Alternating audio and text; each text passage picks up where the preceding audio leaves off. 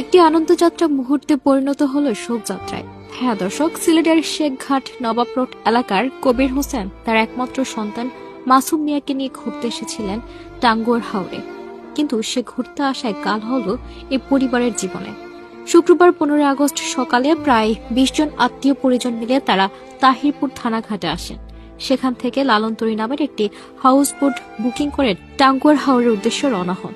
পরিবারের সকলের আনন্দ, হাসি আর ভ্রমণের উত্তেজনা সবকিছু মিলিয়ে দিনটি শুরু হয়েছিল আনন্দে। কিন্তু সে আনন্দ মুহূর্তে মুছে যায় দুপুরের দিকে।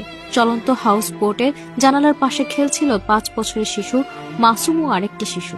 হঠাৎ খেলার এক পর্যায়ে মাসুম জানালা দিয়ে পাতলাই নদীতে পড়ে যান।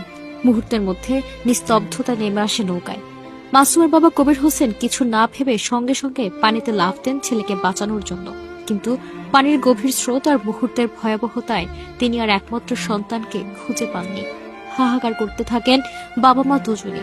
কোথায় হারিয়ে গেছে তাদের বুকের আদরের ধন মাসুম। খবর ছড়িয়ে পড়তেই তাহিরপুর ফায়ার সার্ভিসের ডুবুরি দল, পুলিশ ও স্থানীয় লোকজন দ্রুত উদ্ধার অভিযানে নামে। টানা প্রায় 3 ঘন্টা চেষ্টার পর অবশেষে বিকেল 5টার দিকে ছিলানি তাহিরপুর গ্রামের হাওর থেকে উদ্ধার করা হয় ছোট্ট মাসুমের নিথর দেহ। শিশুর মা বাবা ভেঙে পড়েন কান্নায়। মাসুম ছিল তাদের একমাত্র সন্তান। বাবা কবির হোসেন অসহায় কণ্ঠে বলেন, আমার একমাত্র সন্তানকে নিয়ে টাঙ্গুয়ার হাওর দেখতে এসেছিলাম।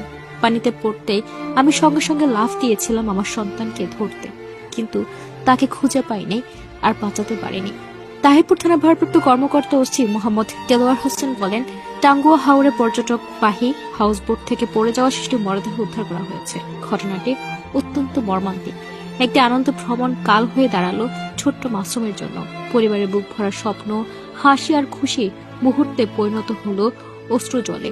টাঙ্গুয়ার হাওড়া অপরূপ সৌন্দর্য ভ্রমণ পিপাসু মানুষকে টানে, কিন্তু সামান্য অসতর্কতা মুহূর্তে আনন্দকে পরিণত করতে পারে চিরস্থায়ী শোকে।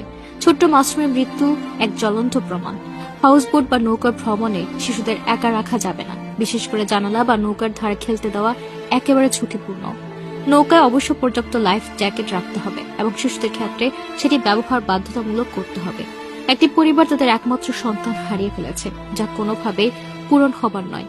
আমরা যেন এ ধরনের দুর্ঘটনা থেকে শিক্ষা নিয়ে নিজেদের ও প্রিয়জনদের নিরাপদে রাখি। ভ্রমণ আনন্দের জন্য, কিন্তু নিরাপত্তা নিশ্চিত করাটাই হতে হবে সবার প্রথম অগ্রাধিকার। আর যেন কোনো বাবা মায়ের বুক খালি না হয়। তাই সবসময় কোথাও ঘুরতে গেলে নিজের সন্তানদেরকে চোখে চোখে রাখুন। কিছুদিন আগে ইটালিতে এক পিকনিকে গিয়েছিলেন বেশ কয়েকটি বাঙালি পরিবার। সেখানে একটা লেকে গোসল করছিলেন